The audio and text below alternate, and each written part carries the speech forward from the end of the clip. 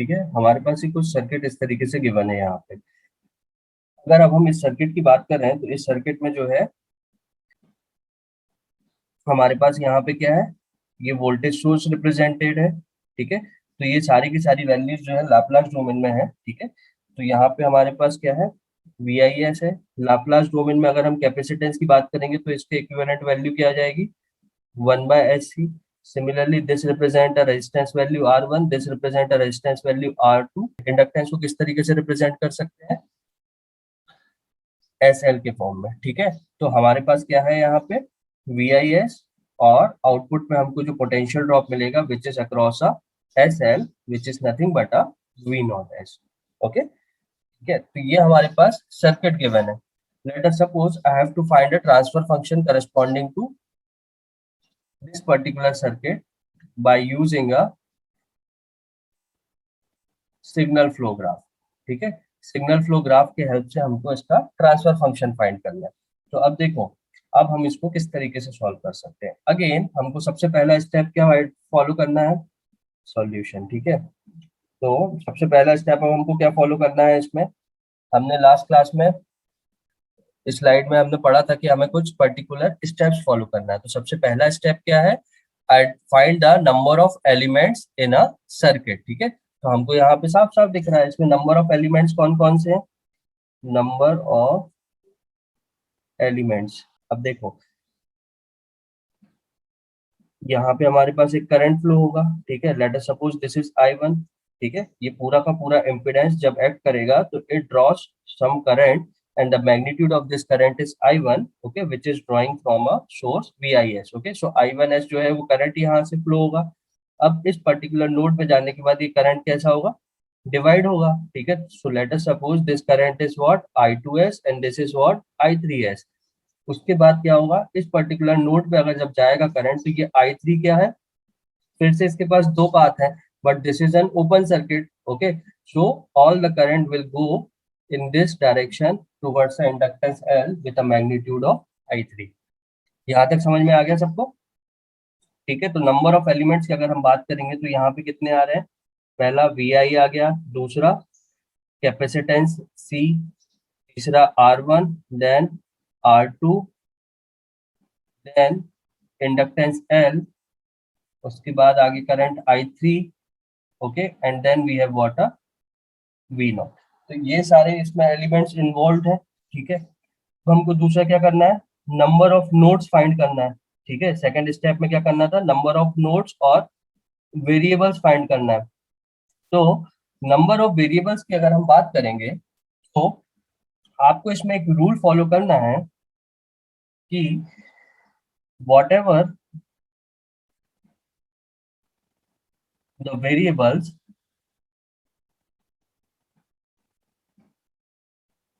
comes in series, consider as a node। okay, आपको यहाँ पे एक छोटा सा पॉइंट याद रखना पड़ेगा। ठीक है, एक्चुअल में हमारे पास जितने ज्यादा वेरिएबल रहेंगे उतना हमारे पास कॉम्प्लेक्सिटी इंक्रीज होगी। ठीक है, हम सिग्नल फ्लो ग्राफ में भी बेसिकली कर तो यही रहे हैं कि उसको लीनियर इक्वेशंस के फॉर्म में रिप्रेजेंट कर रहे हैं, फिर उसका सिग्नल फ्लो ग्राफ बना रहे हैं। अगर ज्यादा वेरिएबल्स इन्वॉल्व रहेंगे तो हमको ज्यादा इक्वेशंस लिखना पड़ेंगे, और जितना ज्यादा इक्वेशन उतनी ज्यादा कॉम्प्लेक्सिटी। ठीक है, तो हमें एक, अगर हम एक स्पेसिफिक रूल की बात करें तो हमारे पास इस पॉइंट को आप ध्यान रखिएगा कि जो भी वेरिएबल्स, ठीक है, सीरीज पाथ में आ रहे हैं हम उनको ही केवल नोड कंसीडर करेंगे। ठीक है, इससे फायदा ये होगा कि अगर हम यहाँ पे देखें तो I1 इक्वल्स टू क्या होगा, I2 प्लस I3। तो अगर मैं I2 को भी वेरिएबल लेता हूँ तो मुझे फिर इसके करस्पॉन्डिंग भी एक इक्वेशन लिखना पड़ेगा। बट I2 को मैं किससे रिप्रेजेंट कर सकता हूँ, I1 माइनस I3। ठीक है, तो इसका मतलब I can eliminate this particular variable I2 over here. Okay, तो ये चीज हमको ध्यान रखना है कि what ever the nodes, node only consider when the variables are present in series in any specific circuit। तो आप इसको इस तरीके से भी समझ लीजिए कि हमारे पास यहाँ पे पोटेंशियल अप्लाइड है, इस पोटेंशियल के करस्पॉन्डिंग करंट है, फिर यहाँ पे एक पोटेंशियल ड्रॉप आएगा एंड यहाँ पे हमारे पास करंट है, फिर पोटेंशियल ड्रॉप। ठीक है, तो ये हमारे पास एक सिंपल, तो अगर अब मुझे नंबर ऑफ नोड्स और वेरिएबल इवेल्युएट करना है, तो इसमें कितने नंबर ऑफ नोड्स आ जाएंगे? इसमें नंबर ऑफ नोड्स कितने हो जाएंगे? सबसे पहला क्या हो गया? वी आई, ठीक है, input node. Then we have what? A current I one, ठीक है। उसके बाद दूसरा क्या उसके बाद हमारे पास क्या आ गया? ये particular node, let us suppose this is V X, okay, so this node is V X. उसके बाद current I three, and then this is a again a node, and this particular node is connected with the output, okay, and this represents simply a potential drop across a inductance L, so I simply consider it as a V naught S, okay, so V naught S। तो इस particular circuit से associated हमारे पास कितने nodes involve है?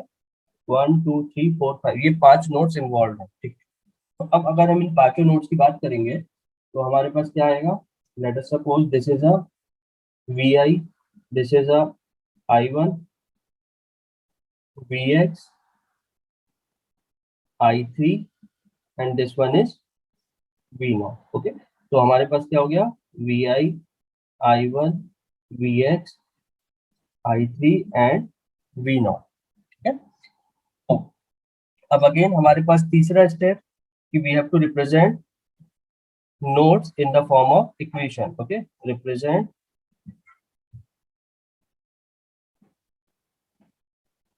nodes in equation form, ठीक है। Nodes को हमको किसको इक्वेशन के फॉर्म में रिप्रेजेंट करना है। तो अब इक्वेशन के फॉर्म में रिप्रेजेंट करने के लिए सबसे पहले अब हमारे पास क्या है? वी आई तो क्या है? इनपुट नोड है, ठीक है। तो हमारे पास नेक्स्ट क्या आ रहा है? आई वन आ रहा है, ठीक है। आई वन है, तो अगर मैं आई वन नोड के करस्पॉन्डिंग इक्वेशन लिखना चाहूँ तो क्या आ जाएगा? Simply it is nothing but a V I minus V X divide by 1/SC। ये हमको 1/SC क्या रिप्रेजेंट कर रहा है? इम्पीडेंस रिप्रेजेंट कर रहा है। और हम जानते हैं अकॉर्डिंग टू ओम्स लॉ क्या होता है? V equals to I into R, so I is nothing but a V by R, और in terms of impedance if I write, so I is nothing but a V by Z, okay। So in this particular element we have a capacitance involved over here, and the impedance corresponding to a frequency domain is nothing but a 1/SC, ठीक है। तो यहाँ पे Z की value क्या हो गया? V divide by 1/SC, और यहाँ पे हमारे पास पोटेंशियल ड्रॉप है, ठीक है। सो हम इसको VI माइनस VX से रिप्रेजेंट कर रहे हैं। तो अगेन अगर हम इसको सिंप्लीफाई करेंगे तो ये क्या आ जाएगा? SC times of VI minus SC times of VX, ठीक है। तो अब अगर मुझे I1 को रिप्रेजेंट करना है तो I1 को हम कैसे रिप्रेजेंट कर सकते हैं? I1 में VI का कंपोनेंट इन्वॉल्व है, ठीक है, और इसमें जो गेन मल्टीप्लाइड है वो क्या है? SC, ठीक है। इसी तरीके से I1 में Vx का कंपोनेंट इन्वॉल्व है, सो Vx is also a node over here, और इसमें Vx का कंपोनेंट इन्वॉल्व है, और ये Vx में जो है गेन मल्टीप्लाइड है वो क्या है? माइनस टाइम्स ऑफ SC, ठीक है। हम ये जानते हैं I1 को क्या लिख सकते हैं? जो भी इसमें इनपुट नोड्स आ रहे हैं हम उनको कंसीडर करते हैं इन द फॉर्म ऑफ इक्वेशंस, ठीक है। तो ये क्या हो गया? SC times of V minus SC times of Vx। अब हम सिंपली Vx की इक्वेशन अगर इवेल्युएट करना चाहें तो Vx की इक्वेशन क्या हो जाएगी? देखो Vx में क्या हो गया? हम जानते हैं Vx को हम डायरेक्टली लिख सकते हैं, इसमें I2 करंट फ्लो हो रहा है और विच passes through a element R1, तो इसका पोटेंशियल ड्रॉप कितना हो जाएगा? R1 टाइम्स ऑफ I2, और simply I can write R1 times of I1 minus I3, okay. आप इस पर्टिकुलर नोड में देखो Vx eight node Vx I1, okay, incoming current towards a node Vx I1, which is equals to outgoing currents I2 plus I3, okay। तो I2 को हम कैसे लिख सकते हैं? I1 माइनस I3, ठीक है। तो Vx के करस्पॉन्डिंग जो इक्वेशन आएगा वो क्या आएगा? R1 times of I1 minus R1 times of I3, तो अगर हम Vx को रिप्रेजेंट करना चाहेंगे तो ये क्या हो जाएगा, R1 times of I1 and minus R1 times of I3, ठीक है। I have to represent equation corresponding to a node I3, okay. तो I3 के corresponding equation क्या आ जाएगा, अब देखो ये I3 कहाँ से कहाँ फ्लो हो रहा है, Vx से V0, okay. so I3 is nothing but a Vx minus V0 divided by R, okay। so we have what, 1 by R, 1 by R2 times of Vx minus 1 by R2 times of V0 over here, okay। तो I3 की equation क्या हो जाएगा, 1 by R2 times of Vx minus 1 by R2 times of V0। इसी तरीके से अगर हम आउटपुट नोड की बात करें V0, तो V0 क्या हो जाएगा, simply it is nothing but a SL multiplied with the I3, ठीक है। तो ये I3 SL multiplied with the I3।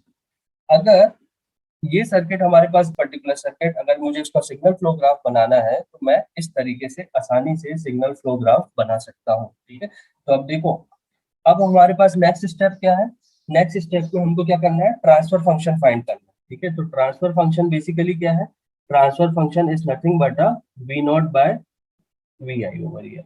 तो ट्रांसफर फंक्शन फाइंड करने के लिए हम मेसन्स गेन फॉर्मूला का यूज करेंगे और हम जानते हैं it is nothing but a P1 del 1 divide by del, okay. तो अगर हम यहाँ पे फॉरवर्ड पाथ गेन की बात करेंगे तो यहाँ पे फॉरवर्ड पाथ गेन कितना आ रहा है आपके पास, ये पर्टिकुलर वैल्यू आ रही है फॉरवर्ड पाथ में, केवल एक फॉरवर्ड पाथ है which is nothing but S C R1 1 by R2 and then SL, okay.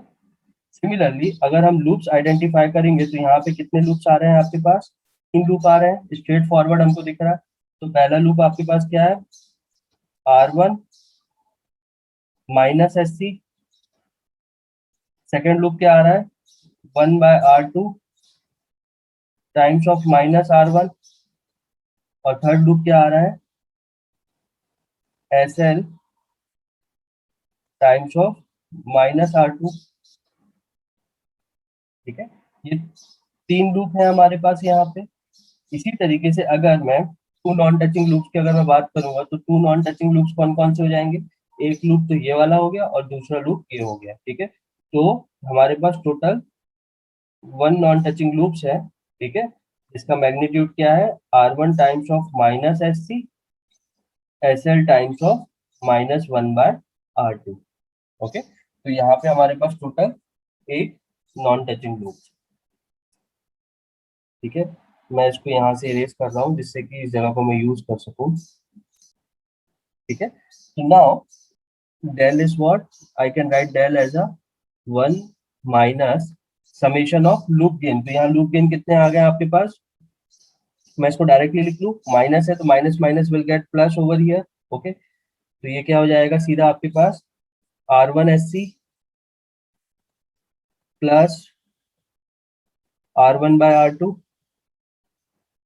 हम ये ऑलरेडी डिस्कस कर चुके हैं इसलिए मैं डायरेक्ट लिख रहा हूँ, ठीक है। अगर आपको कोई प्रॉब्लम आता है आप सिग्नल फ्लो ग्राफ आप रिवाइज करिए और मेसन्स गेन फॉर्मूला जहाँ पे हमने कई सारे न्यूमेरिकल्स पढ़े थे उनको आप रिकॉल करिए तो आपको समझ में आ जाएगा मैं डायरेक्टली क्यों लिख, plus SL by R2, okay. Then plus non touching loop, so the magnitude of non touching loop is what, R1 bye R2